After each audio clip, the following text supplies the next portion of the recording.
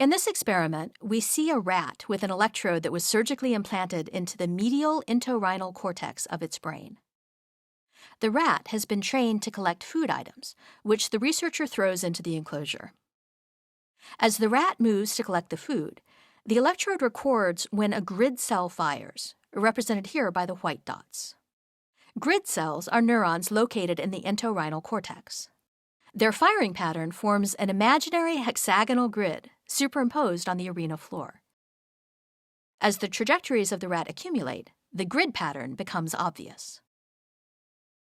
The data from simultaneous recordings of 8 grid cells is used to predict the probability distribution of a rat's trajectory, represented here by the blue dots.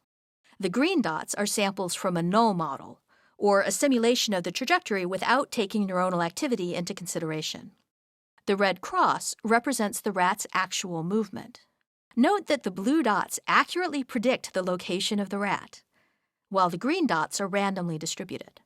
This Nobel Prize-winning experiment shows that a rat's movements can be predicted from the firing of its grid cells.